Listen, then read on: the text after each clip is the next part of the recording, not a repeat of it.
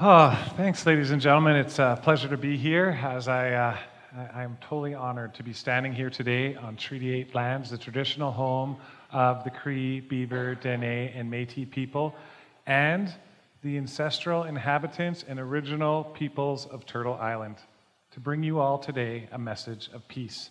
Now, I would be remiss not to say that I am finding this moment incredibly synchronistic and full of meaning as I stand on this large red dot in a space occupying time for you all to talk to you about the relationship between the sun, the moon, the earth, and time, where in under 24 hours tomorrow, a total lunar eclipse we will all be able to observe in the same relationship in its perfect passage through time and observed as a large red dot in space. Peace is what we need in this world today, and a path towards peace is what I offer you all today. For we live in a time where social disorder, chaos, war, disharmony, money, and imperialism in the form of democracy rule the day. We, as a human species, have fallen into disharmony with our natural environment, and our planet is at a tipping point.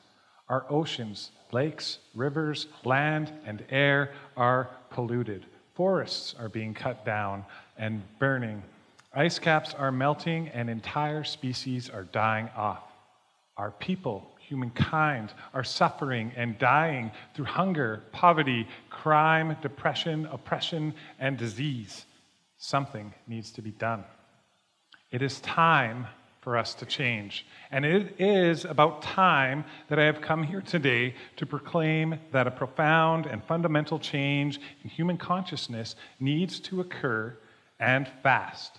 And also that it can be done right now, simply by changing the calendar we use today. Realigning our consciousness to a perfect and not new, but until recently unknown measure of time, one that adheres to the natural frequencies and law of time. But what is time, or time as we know it? Does it have a frequency? Does it follow natural laws? And if so, what impact does time have on our mind? Over the past 150 years, some philosophies have suggested that there may be a need to distinguish between the reality of time and our current measurement of time, as herein could lie the flaw to our understanding of the true nature of time. Aristotle wrote that the discovery of natural laws could arise through the study of physical phenomena, and later also proclaimed that time is the most unknown of all unknown things. To the Mayan civilization, the master timekeepers of all society, time was everything. Albert Einstein posited that time is relative and experienced differently based upon the observer and the speed at which they are traveling through space. In his special theory of relativity, he quantified space-time as of the fourth dimension, our movement through it inevitable, and that the phenomena of time is perceived outside of the five senses of linear space, within our mind.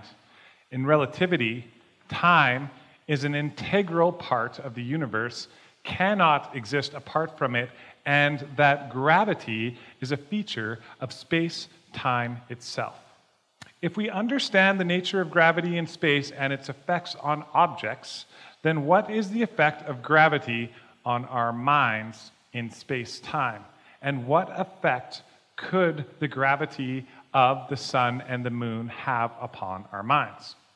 But to most of us, time is the movement of the clock, or the passage of days on a calendar through the Earth's annual solar year rotation. It is a measurement of scheduling and an organizational instrument that points to a day and time and tells us when and where we have to be. It is a programming device. But outside of its basic function, have we ever questioned its origin, the impact of it on our mind and our culture, or even what it exactly measures. When you run your life according to something without questioning it, where it came from and why you use them, you and I and all of us are running on an unconscious program.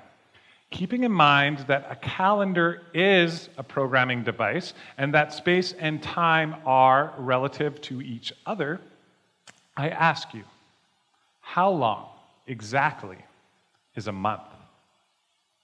Did I make you think? A month, meaning moon as a measurement, despite the actual mean average of a 28-day moon cycle, has no set number of days. It is 28 to 31 days long, and every 4 years, 29 days and not 28 days long. Sounds simple, right? But does a partial measurement in time truly matter to us and our mind in relation to how we perceive our solar year? Does the moon affect the tides? Let me ask you this then. If you and I were building a house together, would we approximate all of our measurements in construction? Would you expect that house to stand the test of time if we did? And if I asked you how long a meter was, and you replied 98 to 101 centimeters and sometimes 99, does that sound rational? Time is a mentally perceived phenomena, and an irregular standard of measure of time does have a profound effect on our minds. Just as it is relative to space, if a standard of measure is irregular and uneven, it is inherently problematic, especially when we perceive it over the course of time. Now let us pause to think about this. A calendar is a programming device. With that in mind, let us look at who programmed the calendar we use today and for what reasons. More than 2,050 years ago, Julius Caesar came up with the idea to gain more power and to change his republic into an empire. The result of this was the Julian calendar, a solar count calendar divided into 12 unequal parts, which was handed down to his conquered peoples so that they would know the time to pay Caesar. It is interesting to note that the actual term calendar is derived from the Latin word calens, which means the account book, the book of payments recording debts to be collected, and was the first day of every month in the Julian calendar. With this new calendar in place, the observance and study of time quite literally became the observance of money and power. It is perhaps because of this and the lack of scientific study in its implementation that a timekeeping error of 11 minutes per year was made, and over centuries of use, that calendar fell out of sync with the equinox by 10 days. To correct this and bring the calendar back into line with the true solar orbit, in 1582, Pope Gregory XIII reformed the Julian calendar by including a leap year and then imposed it upon the conquered indigenous people of the New World, his new time to follow, the Gregorian calendar. Now, despite the Reformation, this calendar still paid homage to Caesar through its utilization as an instrument of extending power and control over its people, and also through the naming of its months. Most notably, of its 31-day months, March was named after the Roman god of war, and July and August were named after Julius and Augustus Caesar.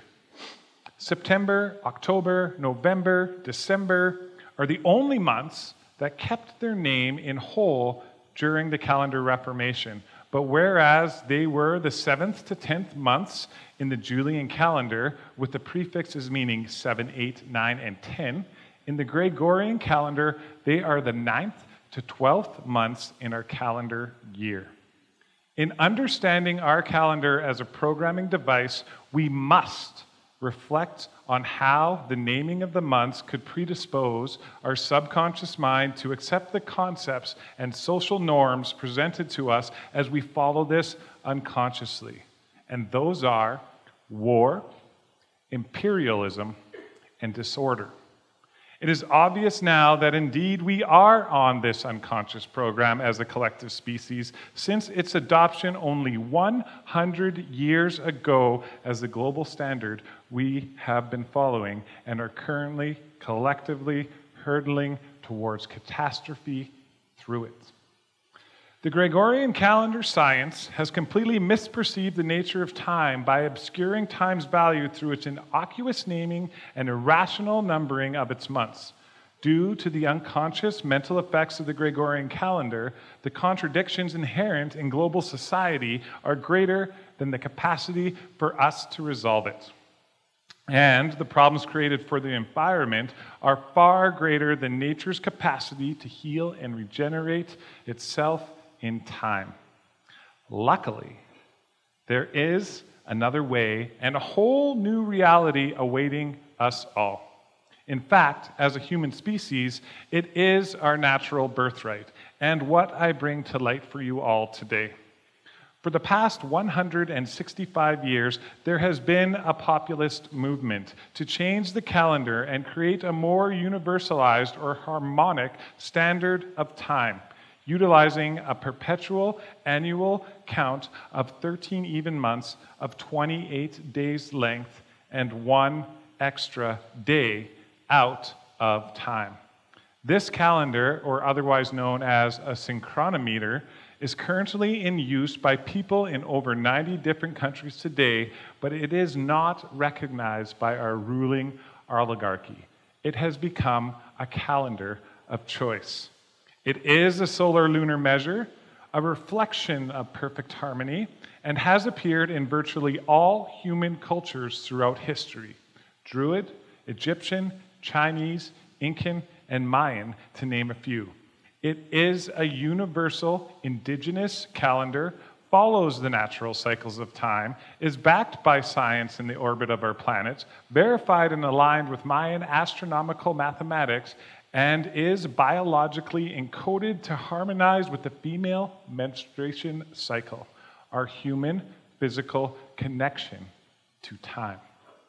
Between the first call for calendar reform to this international perpetual calendar, which happened in 1999 and then later carried out to the League of Nations in 1913, to its indefinite recess of the discussion by the United Nations in 1956, we have witnessed 2 world wars and the beginning of the Cold War. Since 1956, by following the standard of time that we are on now, our global population has tripled. War has been perpetual, and problems within our biosphere compounded with no real solutions because and through our paradigm of thought in time. Is it not apparent that we have become the cancer to our Earth's body by following a frequency of time that is artificial and contrary to the laws of nature? It is time and how we have defined it in our present era that we need to change as the first step in order to return harmony to our mind and in our relationship to the planet. To accept a perpetual 13-month calendar is a positive and concrete act to reformulate the human mind through time. It is a move from fear to love, chaos to harmony, and war to peace.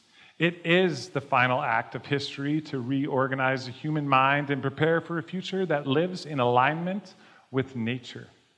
The first step to earth regeneration and a true movement towards reconciliation. To change the calendar now is an evolutionary opportunity for humanity.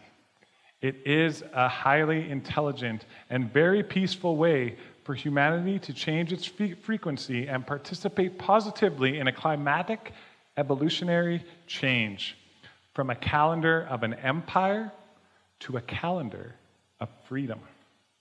There is a time of war, and there is a time of peace. In the time of war, we have only known war. In the time of peace, we will only know peace. This comes down to choice. Society will not overturn itself, and the powers that be will not relinquish their control. It is up to us, individually or collectively. We have the power to change the times. May peace be with us. Thank you.